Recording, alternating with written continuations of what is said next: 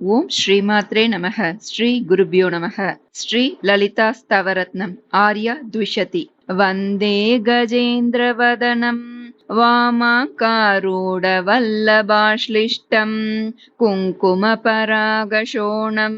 कुवलयिनीजारकोरकापीडं सजयति सुवर्णशैलः सकलजगच्चक्रसङ्घटितमूर्तिः काञ्चननिकुञ्जवाटी कन्दलदमरी प्रपञ्चसङ्गीतः हरिहयनैरृतमारुत हरितामन्तेष्वस्थितं तस्य विनुमः सानुत्रितयं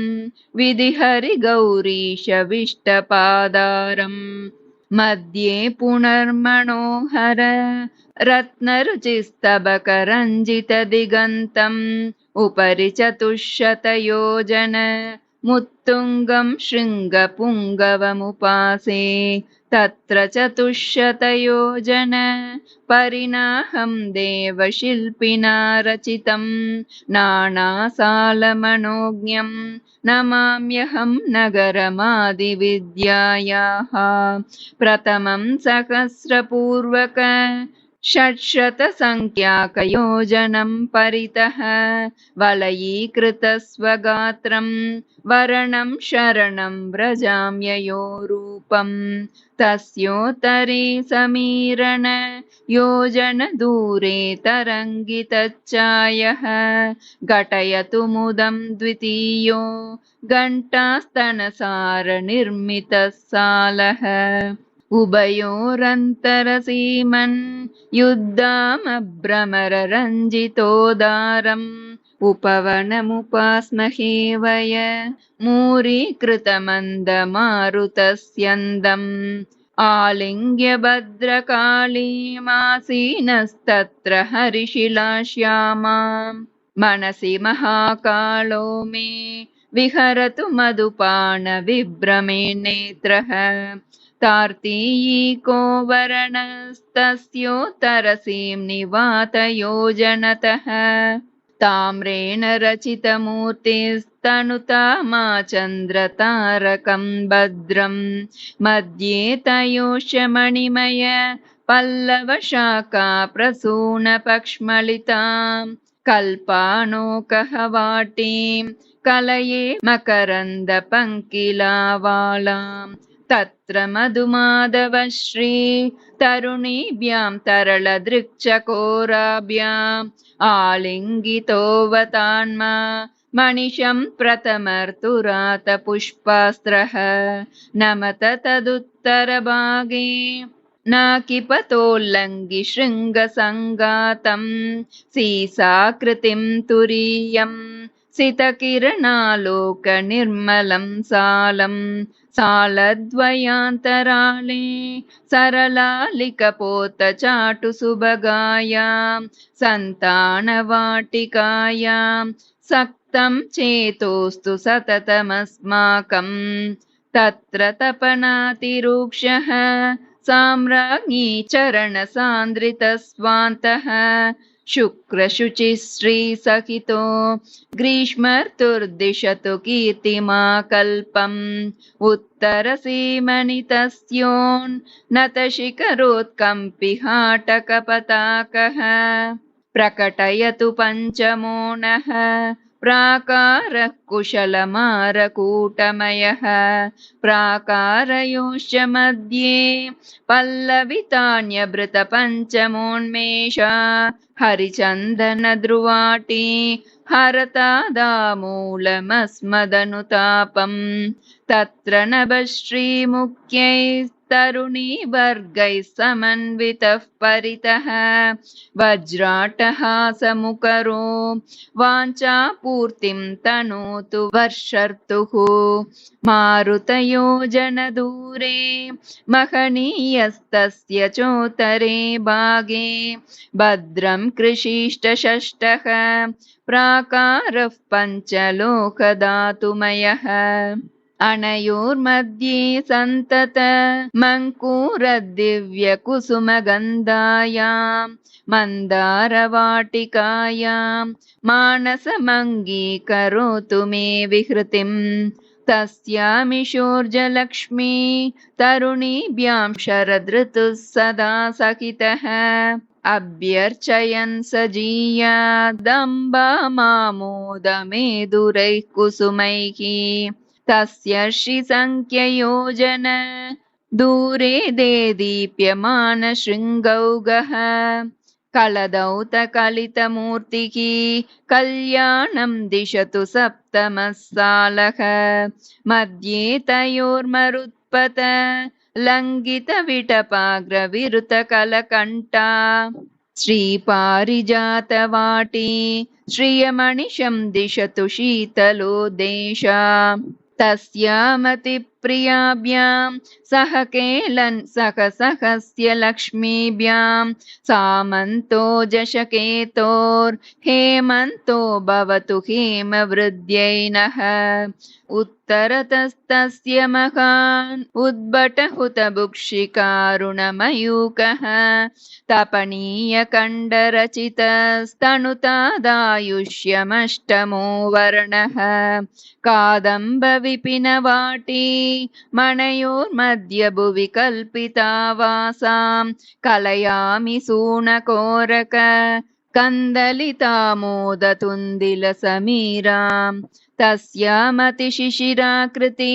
रासीनस्तपतपस्य लक्ष्मीभ्यां शिवमणिशं कुरुतान्मे शिशिरर्तुः सततशीतलदिगन्तः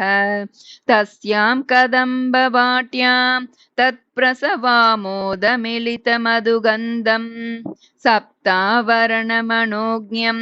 शरणं समुपैमि मन्त्रिणी शरणं तत्रालये विशाले तपनीया रचिततरलसोपाने माणिक्यमण्डपान्तर्महिते सिंहासने सुमणिकचिते बिन्दुत्रिपञ्चकोण विपन्नृपवसुवेददलकुरे काड्ये चक्रे सदा निविष्टां षष्ट्यष्टत्रिंशदक्षरेषाणि तापिञ्चमे च काबां ताळीदलघटितकर्णताटङ्गां ताम्बूलपूरितमुखीं ताम्रादरबिम्बदृष्टदरहासां कुङ्कुमपङ्किलदेहां कुवलयजीवातुषावकवतंसां कोकणदशोणचरणां कोकिलनिक्वाणकोमलालापां वामाङ्गगलितचूलीं वनमाल्यकदम्बमालिकाभरणां ताललन्तिकाञ्चित मुग्धालिकमिलितचित्रकोदारां करविधृतकीरशावक कलनिनदव्यत्तनिखिलनिगमार्तां वामकुचसङ्गिवीणावादन सौख्यादमीलिताक्षियुगाम् आपाटलां शुकदरामादिरसोन्मेष वासितकटाक्षाम् आम्नाय सारगुलिकामाद्यां सङ्गीतमातृकां वन्दे तस्य च सुवर्णसालस्योत्तरतस्तरुण कुङ्कुमच्चायः शमयतु मम सन्तापं सालो नवमः स पुष्परागमयः अनयोरन्तरवसुधाः प्रणुमः प्रत्यग्रपुष्परागमयीः सिंहासनेश्वरी मनोचिन्तन निस्तन्द्रसिद्धनीरन्ध्राः तत्सालोत्तरदेशे तरुणजपाकिरणधोरणी शोणः प्रशमयतु पद्मराग प्राकारो मम पराभवं दशमः अन्तरभूकृतवासान् अनयोरपनीतचित्तवैमत्यान् चक्रे श्रीपदभक्तां चारणवर्गान् हर्निशं कलये सारङ्गवाहयोजनदूरे सङ्घटितकेतनस्तस्य गोमेदकेन रचितो गोपायतु मां समुन्नतः सालः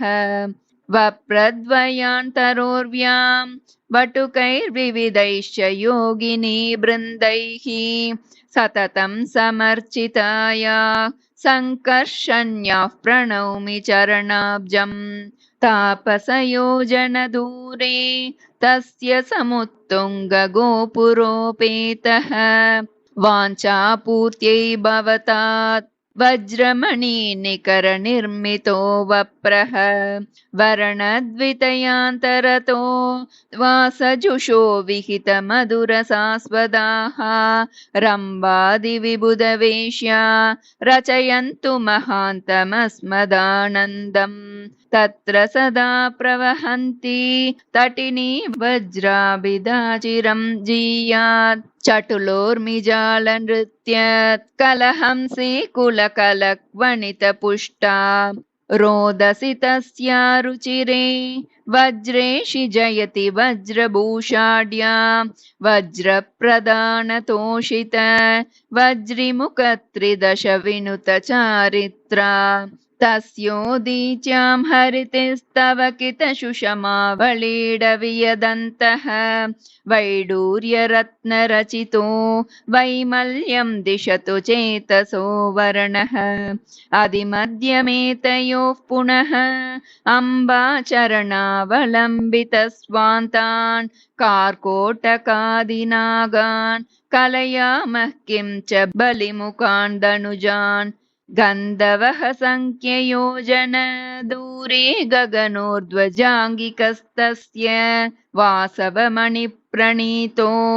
वरणो बहलयतु वैदुषीं विशदाम् मध्यक्षूण्यमणयोर्महेन्द्रनीलात्मकानि च सरांसि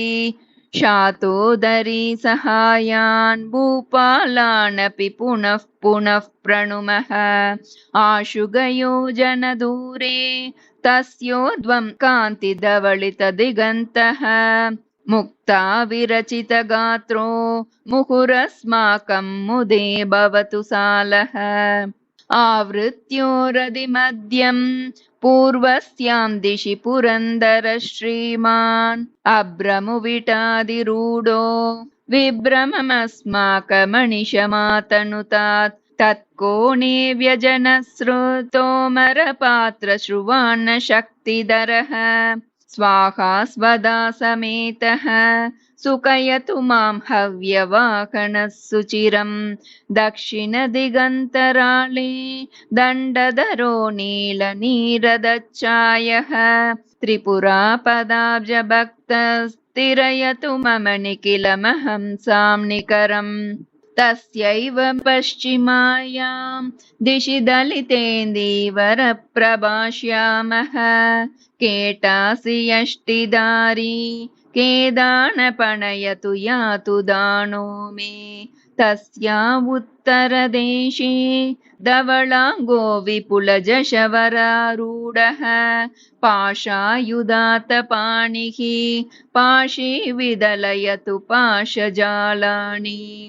वन्दे तदुत्तरहरित्कोणे वायुं चमोरुवरवाहम् कोरकिततत्त्वबोधान् गोरक्षप्रमुखयोगिनोऽपि मुहुः तरुणीरिडा प्रदानास्तिस्रो वा तस्य कृतवासाः प्रत्यग्रकापिशायन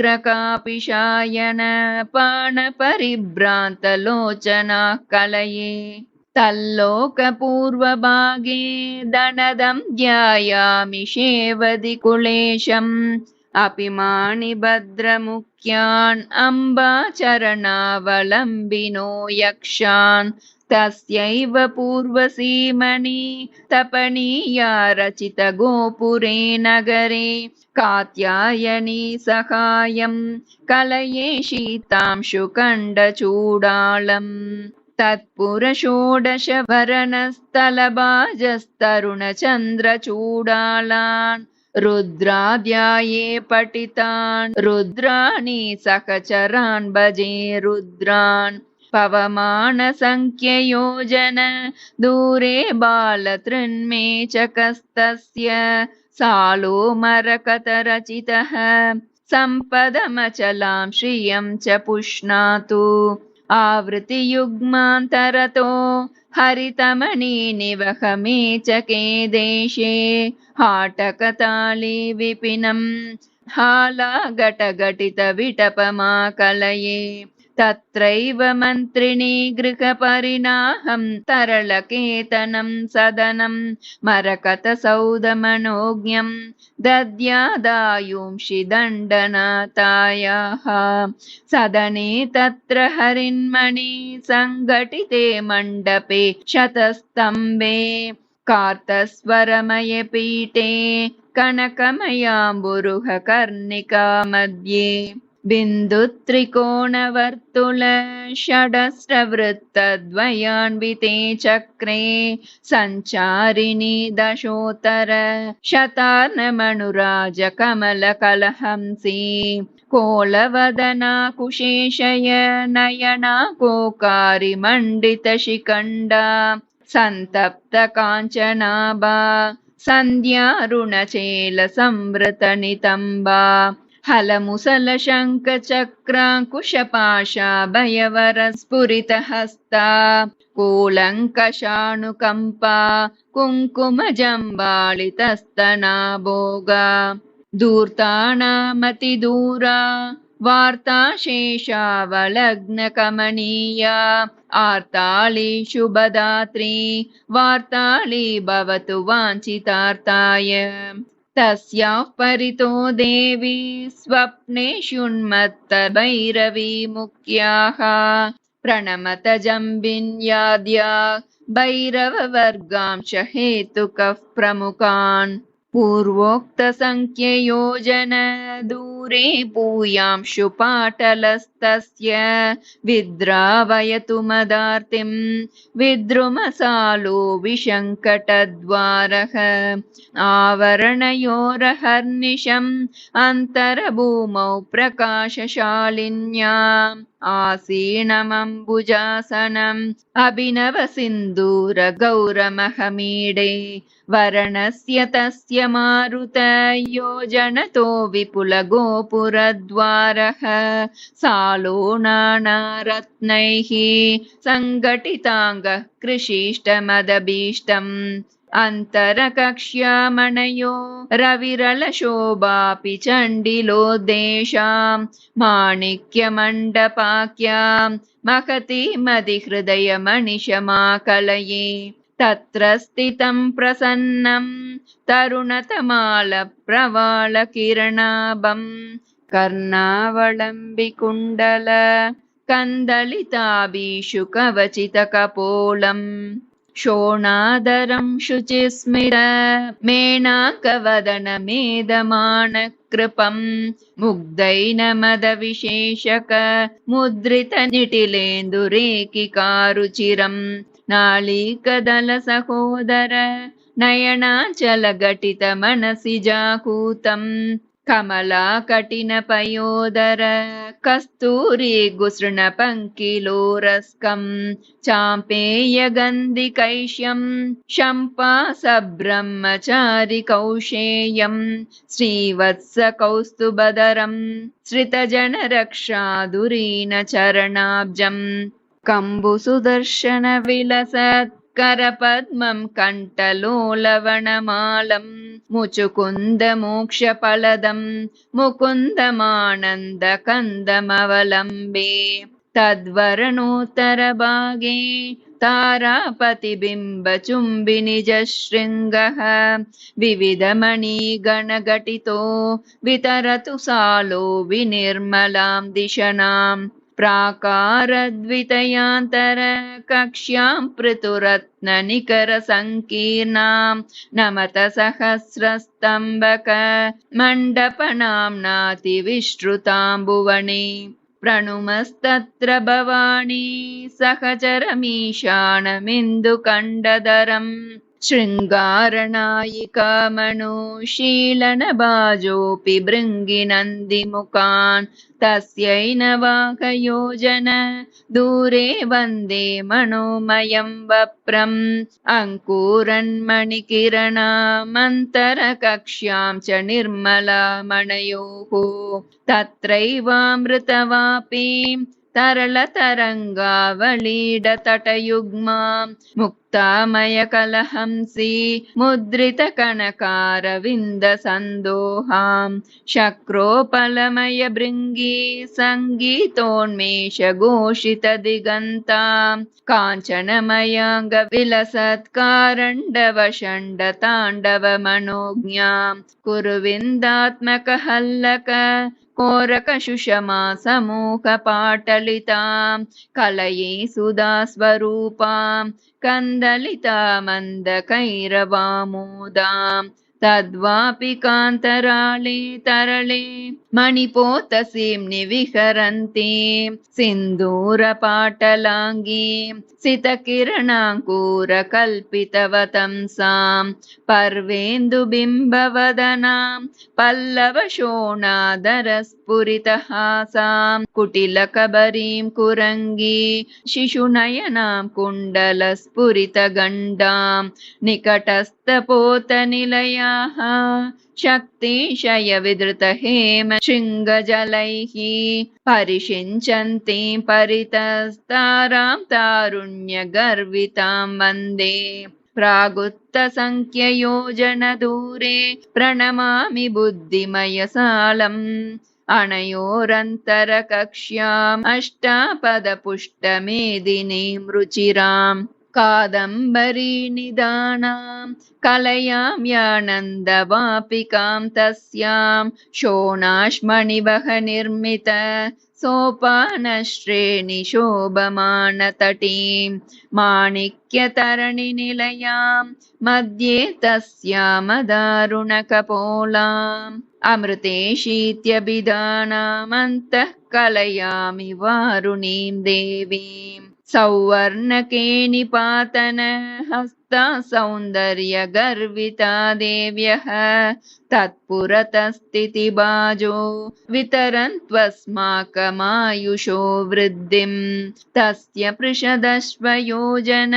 दूरे हङ्कारसालमतितुङ्गं वन्दे तयोष मध्ये कक्ष्यां बलमानमलयपवमानाम् विनुमो विमर्शवापीं शौषुम्नसुधास्वरूपिणीं तत्र वेलातिलङ्घ्यवीची कोलाहलभरितकूलवनवाटीं तत्रैव सलिलमध्ये तापिञ्चदलप्रपञ्चसुषमाभां श्यामलकञ्चुकलसितां श्यामाविटबिम्बडम्बरहरास्याम् आभुग्नमसृणचिल्लीहसिता युग्मशरकार्मुकविलासां मन्दस्मिताञ्चितमुखीं मणिमयताटङ्कमण्डितकपोलां कुरुविन्दतरणिनिलयां कुलाचलस्पर्धिकुचनमन्मद्यां कुङ्कुमविलिप्तगात्रीं कुरुकुल्लां मनसि कुर्महे सततं तत्सालोत्तरभागे भानुमयं वप्रमाश्रये दीप्तं मध्यं च विपुलमणयोर्मन्ये विश्रान्तमातपोद्गारम् तत्र कुरुविन्दपीठे तामरसे कनककर्णिका घटिते आसीनमरुणवाससमम्लानप्रसवमालिकाभरणं चक्षुष्मती प्रकाशन शक्तिच्छाया समारचितकेलिं माणिक्यमुकुटरम्यं मन्ये मार्ताण्डभैरवं हृदये इन्दुमयसालमीडे तस्योत्तरतस्तुषारगिरिगौरम् अत्यन्तशिशिरमारुत मणयोर्मध्यं च चन्द्रिकोद्गारम् तत्र प्रकाशमानं तारानिकरैः परिष्कृतो देशम् अमृतमयकान्तिकन्दलम् अन्तः कलयामि कुन्दसितमिन्दुं शृङ्गारसालमीडे शृङ्गोल्लसितं तदुत्तरे भागे मध्यस्थले तयोरपि महितां शृङ्गारपूर्विकां परिकां तत्र मणिनौ स्थिताभिस्तपनीया विरचिता ग्रहस्थाभिः शृङ्गारदेवताभिः सहितं परिकादिपं भजे मदनं शृङ्गारवर्णवर्यस्योत्तरतः सकलविबुधसंसेव्यं चिन्तामणिगणरचितं चिन्तां दूरीकरोतु मे सदनं मणिसदनसालयोरधि मध्यं दशतालभूमिरुहदीर्घैः पर्णैः सुवर्णवर्णैर्युक्तां काण्डैश्च योजनोत्तुङ्गैः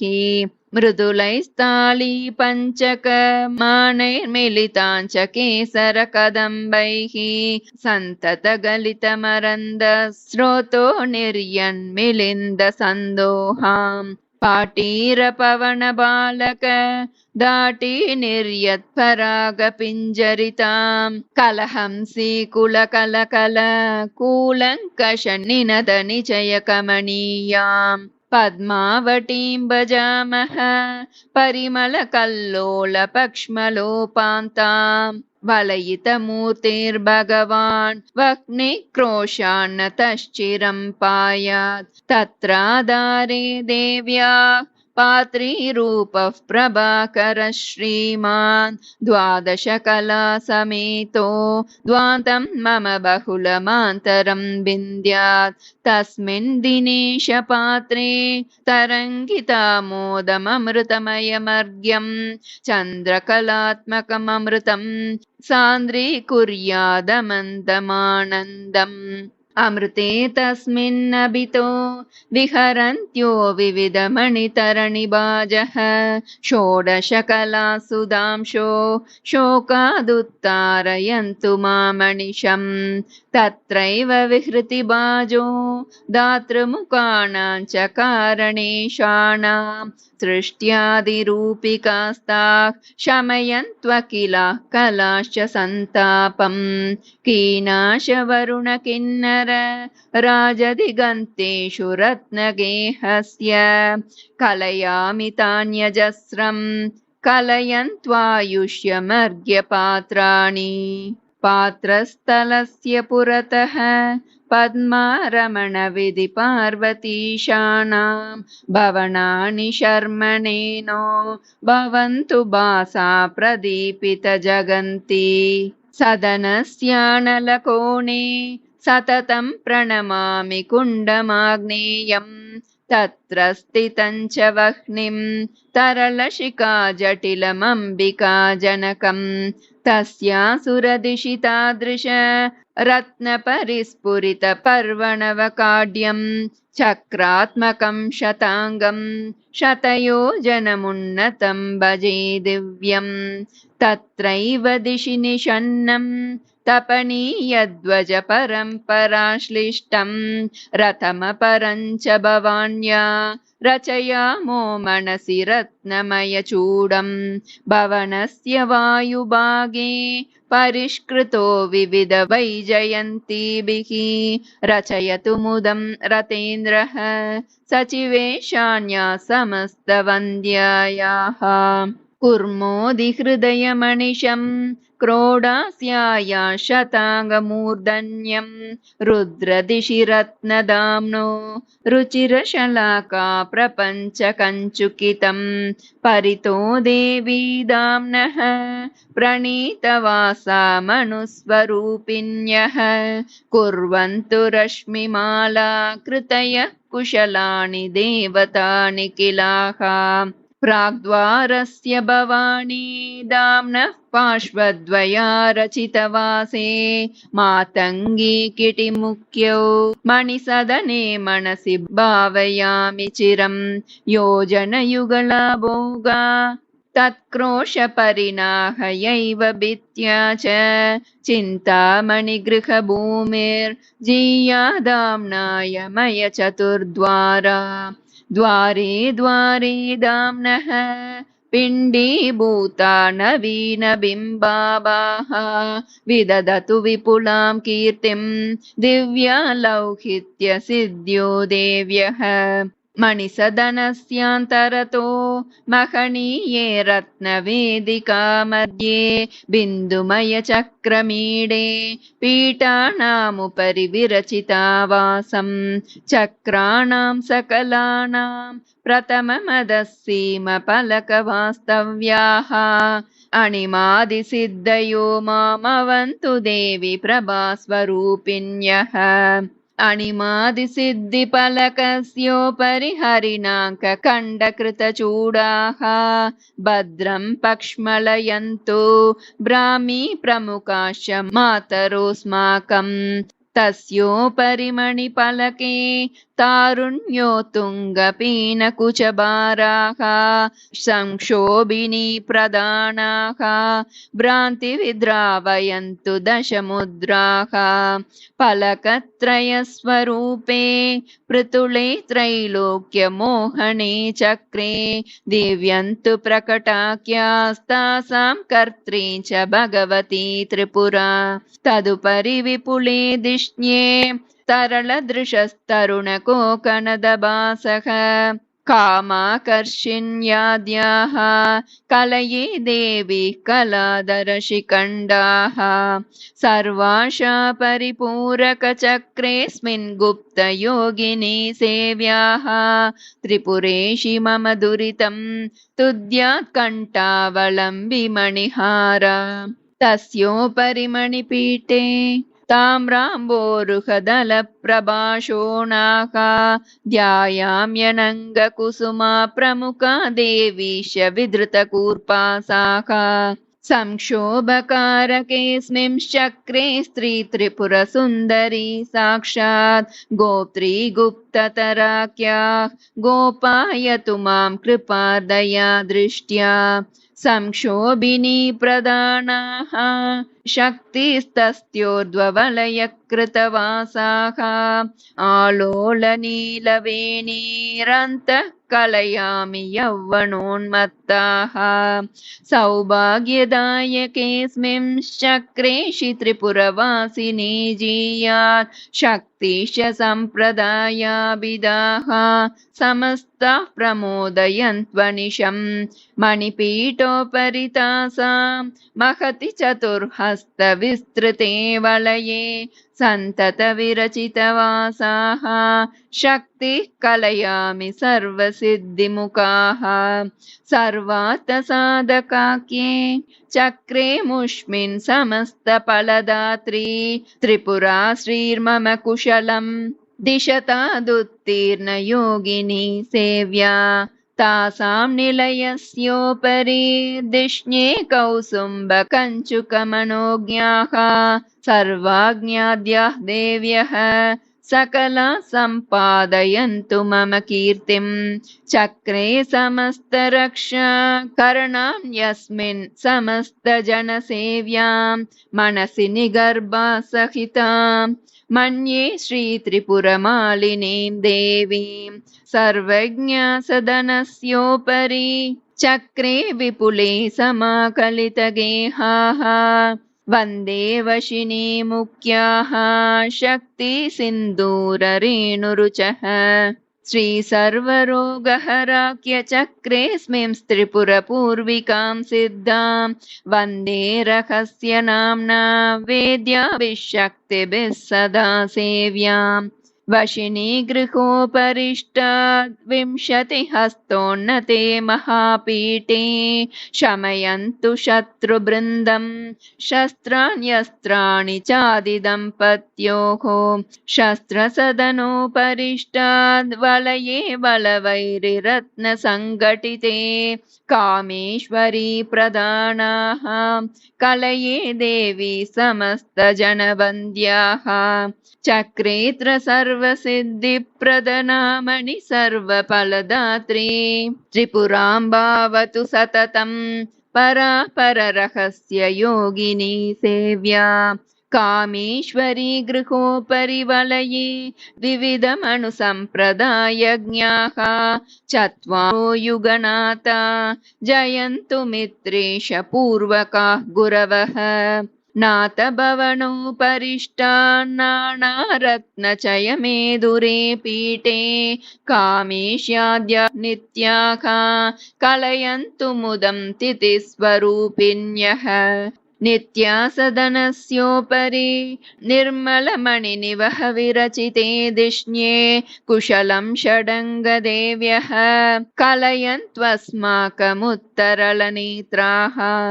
सदनस्योपरि तासां सर्वानन्दमयनामके बिन्दौ पञ्चब्रह्माकारां मञ्चं प्रणमामि मणिगणाकीर्णम् परितो मणिमञ्चस्य प्रलम्बमाना नियन्त्रिता पाशैः मायामयी जवनिका मम दुरितं हरतु मे च कच्चाय मञ्चस्योपरि लम्बन् मदनी पुण्णागमालिका भरितं हरिगोपमयवितानं हरतादालस्य मनिषमस्माकं पर्यङ्कस्य भजामः पादाम्बिम्बाम्बुदेन्दुहे मरुचः अजहरिरुद्रेश मयाननलासुर मारुतेश कोणस्तान् फलकं सदा शिवमयं प्रणौमि सिन्दूररेणुकिरणाभम् आरभ्याङ्गीषीणां सदनात् कलितं च रत्नसोपानम् पट्टोपदानगण्डक चतुष्टयस्फुरितपाटलास्तरणं पर्यङ्कोपरि घटितं पातु चिरं हंसतूलशयनं नः तस्योपरि निवसन्तं तारुण्यश्रीनिषेवितं सततम् आवृन्तपुल्लहल्लकमरीचिकापुञ्जमञ्जुलच्छायम् सिन्दूरशोणवसनं शीतांशुस्तबकचुम्बितकिरीटं कुङ्कुमतिलकमनोहर कुटिलालिकहसितकुमुदबन्धुशिशुं पूर्णेन्दुबिम्बवदनं पुल्लसरोजातलोचनत्रितयं तरलापाङ्गतरङ्गित शपराङ्कनशास्त्रसम्प्रदायार्थम् मणिमयकुण्डलपुष्यन् मरीचिकल्लोल मांसलकपोलं विद्रुमसहोदरादर विसृमरसुस्मितकिशोरसञ्चारम् आमोदिकुसुमशेखरमाणीलभ्रूलतायुगमनोज्ञं वीटीसौरभवीची द्विगुणितवक्त्रारविन्दसौरभ्यं पाशाङ्कुशेक्षुचापप्रसवशस्फुरितकोमलकराब्जं काश्मीरपङ्किलाङ्गं कामेशं मनसि कुर्महे सततम् तस्याङ्कभुवि निषन्नां तरुणकदम्बप्रसूनकिरणाभां शीतांशुकण्डचूडां सीमन्तन्यस्तसान्द्रसिन्दूरां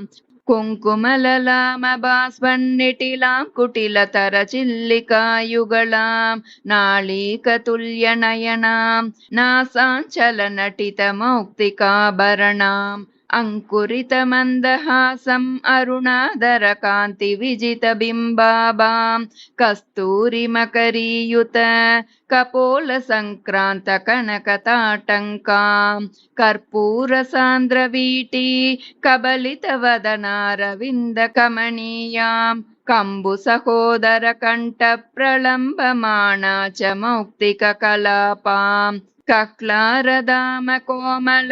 भुजयुगलस्फुरितरत्नकेयूरां करपद्ममूलविलसत्काञ्चनमयकटकवलय सन्दोहां पाणिचतुष्टयविलसत्पाशाङ्कुशपुण्ड्रचापपुष्पास्त्रां कूलङ्कषकुचशिखरां कुङ्कुमकर्दमितरत्नकूर्पासाम् अनुदायादवलग्नाम् अम्बुदशोभासनाभिरोमलतां माणिक्यखचितकाञ्चीमरीचिकाक्रान्तमांसलनितम्बां करबोरुकाण्डयुगलां जङ्गाजितकामजैत्रतूणीरां प्रपदपरिभूतकूर्मां पल्लवसच्चाय पदयुगमनोज्ञां कमलभवकञ्जलोचन किरीटरत्नां शुरञ्जितपदाब्जाम् उन्मस्तकानुकम्पामुत्तरलापाङ्गपोषितानङ्गाम् आदिमरसावलम्बामणिदं प्रथमोक्तिवल्लरी कलिकाम् आब्रह्मकीटजननीमन्तः कलयामि सुन्दरी मणिशम् कस्तुक्षितौ पटीयान् वस्तु स्तोतुं शिवाङ्कवास्तव्यम् अस्तु चिरन्तन सुकृतैः प्रस्तुतकाम्याय तन्मम पुरस्तात् प्रभु संमितोक्तिगम्यम् परमशिवोत्सङ्गतुङ्गपर्यङ्कम् तेजः किञ्चन दिव्यम् पुरतो मे भवतु पुण्ड्रकोदण्डम् मधुरिमभरितशरासम् मकरन्दस्यन्दिमार्गणोदारम् कैरविनीविटचूडम् कैवल्यायास्तु किञ्चन महोणः अक्षुद्रमिक्षुचापम् परोक्षमवलग्नसीम्नित्र्यक्षम् क्षपयतु मे क्षेमेतरमुक्षरतः प्रेम पक्ष्मलं तेजः भृङ्गरुचिसङ्गरकरापाङ्गम् शृङ्गारतुङ्गमरुणाङ्गम् मङ्गलमभङ्गुरं मे घटयतु गङ्गाधराङ्गसङ्गिमहः प्रपदाजितकूर्ममूर्जित करुणं बर्मरुचिनिर्मतनदेहम् श्रितवर्ममर्म शम्भोः किञ्चन मम नर्म शर्म निर्मातु कालकुरलालिकालिम कन्दलविजितालिविधृतमणिवाले मिलतु हृदि पुलिन जगनं बहुलितगलगरलकेलि किमपि महः कुङ्कुमतिलकितपाला कुरुविन्दच्चाय पाटलदुकूला करुणापयोधिवेला काचन चित्ते चकास्तु मे लीला पुष्पन्दयरुचिवेण्यक पुलिना भोगत्रपाकरश्रेण्यक जीयासुरिक्षुपाण्यक काश्चन कामारिकेलि साक्षिण्यक तपनीयां शुकभां सिद्राक्षामाधुर्य नास्ति कवचांसि कतिचन शुचं महांसि क्षपयतु कपालितोषितमनांसि असितकचमायताक्षं कुसुमशरं कुलमुद्वह कृपार्द्रम् आदिमरसादिदैवतमन्तः कलये हराङ्कवासिमकः कर्णोपान्ततरङ्गित कटाक्षविस्पन्दिककण्ठदग्नकृपां कामेश्वराङ्कनिलयां कामपि विद्यां पुरातनीं कलये अरविन्दकान्त्यरुन्तुद विलोचनद्वन्द्वसुन्दरमुखेन्दु चन्दः कन्दलमन्दिरमन्तःपुरमैन्दुशेखरं वन्दे बिम्बिनिकुरम्बडम्बर विडम्बकच्चायमम्बरवलग्नं कम्बुगलमम्बुदकुचं बिम्बोकं कमपि चुम्बतु मनो मे कमपि कमनीयरूपं कमलाम्यन्तः कदम्बकुसुमाढ्यं चम्पकरुचिरसुवेशैः सम्पादितकान्त्यलङ्कृतदिगन्तं शम्पारुचिबरगर्ह सम्पादककान्तिकवचितदिगन्तं सिद्धान्तं निगमानां शुद्धान्तं किमपि शूलिनः कलये उद्यादिनकरशोणानुत्पलबन्धुस्तनन्दया पीडान् करकलितपुण्ड्रचापान् कलये कानपि कपर्दिनः प्राणान् रशनालसज्जगणया रसना जीवातु चापबासुरया घ्राणायुष्करशरया घ्रातं चित्तं कयापि वासनया सरसिजसहयुद्वदृशा शम्पालतिकासनाभिविग्रहया भासा कयापि चेतो नासा मणिशोभिवदनया भरितं नवयावकाबसि चयान्वितया गजयानया दया परया धृतया मिनीशकलया धिया कयापि क्षता मया हि वयम् अलमलमकुसुमबाणैरबिम्बशोणैरपुण्ड्रकोदण्डैः अकुमुदबान्धवचूडैरन्यैरिह जगति दैवतं मन्यैः कुवलयसदृक्षनयनैः कुलगिरिकूटस्थबन्धुकुचभारैः करुणास्पन्दिकटाक्षैः कवचितचित्तोऽस्मि कतिपयैः कुतुकैः नतजनसुलभाय नमो नाळीकसनाभिलोचनाय नमः नन्दितगिरिशाय नमो महसे नवनीपपाटलाय नमः कादम्बकुसुमदाम्ने कायच्चायाकनायितार्यम्ने सीम्ने चिरन्तनगिरां भूम्ने कस्मैचिदाददे प्रणतिं कुटिलकबरीबरेभ्यः कुङ्कुमसब्रह्मचारिकिरणेभ्यः कूलङ्कषस्तनेभ्यः कुर्मः प्रणतिं कुलाद्रिकुतुकेभ्यः कोकणदशोणचरणात् कोमलकुरलालिविजितशैवालात् उत्पलसगन्धिनयनात् दुररीकुर्मो न देवतमान्याम् आपाटलादराणामाणीलस्निग्धबर्बरकचानाम् आम्नाय जीवनानामाकूतानां हरस्य दासोऽहम् पुङ्कितविलासहासस्फुरितासु पुराहिताङ्कनिलयासु मग्नं मनोमदीयम् कास्वपि कामारिजीवनाडीषु ललिता पातु शिरो मे ललाटमम्बा च मधुमतीरूपा भ्रूयुग्मञ्च भवानी पुष्पशरा पातु लोचनद्वन्द्वम् पायान्ना साम्बाला सुभगा दन्ताश्च सुन्दरी जिह्वाम् अधरोष्टमादिशक्तिश्चक्रेशी पातु मे चिरं चिबुकम् कामेश्वरी च कर्णौ कामाक्षी पातु गण्डयोर्युगलम् शृङ्गारनायिका व्याद्वदनं सिंहासनेश्वरी च गलम् स्कन्दप्रसूश्च पातु स्कन्दौ बाहू च पाटलाङ्गी मे पाणी च पद्मनिलया पायादनिशं न कावलीर्विजया कोदण्डिनी च वक्षः कुक्षिं चाव्यात्कुलाचलतनूजा कल्याणी च वलग्नं कटिं च पायात् कलादरशिखण्डा ऊरुद्वयं च पायादुमा मृडाणी च जानुनी रक्षेत् जङ्गे च षोडशी मे पायात् पादौ च पाशश्रीनिहस्ता प्रातः पातु परामां मध्याह्ने पातु मणिगृहाधीशा शर्वाण्यवतु च सायं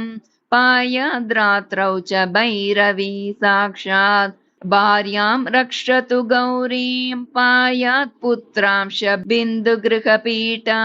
श्रीविद्या च यशो मे शीलं चाव्याचिरं महाराज्ञी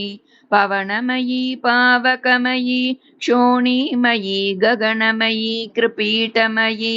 रविमयी शशिमयी दिङ्मयी समयमयी प्राणमयी शिवे पाहि कालिकपालिनि शूलिनि भैरवि मातङ्गि पञ्चमि त्रिपुरे वाग्देवि विन्ध्यवासिनि बाले भुवनेशि पालय चिरं माम् अभिनव सिन्दूराभामम्ब त्वां चिन्तयन्ति ये हृदये उपरि निपतन्ति तेषामुत्पलनयना कटाक्षकल्लोलाः वर्गाष्टकमिलिताभिर्वशिनी मुख्याभिरावृतां भवतीं चिन्तयतां सितवर्णां वाचो निर्यान्त्ययत्नतो वदनात् कनकशलाका गौरीं कर्णव्यालोलकुण्डलद्वितयाम् प्रहसितमुखीं च भवतीं ध्यायन्तो ये त एव भूदनदाः शीर्षाम्बोरुहमध्ये शीतलपीयूषवर्षिणीं भवतीम् अनुदिनमनुचिन्तयतामायुष्यं भवति पुष्कलमवन्याम् मधुरस्मितां मदारुणनयनां मातङ्गकुम्भवक्षोजां चन्द्रवतंसिनीं त्वां सविदे पश्यन्ति सुकृतिनः केचित् ललितायास्तव रत्नं ललितपदाभिः प्रणीतमार्याभिः प्रतिदिनमवनौ पठतां फलानि वक्तुं प्रगल्भते सैव सदसदनुग्रह निग्रह गृहीतमुनिविग्रहो भगवान् सर्वासामुपनिषदां दुर्वासा जयति देशिकः प्रथमः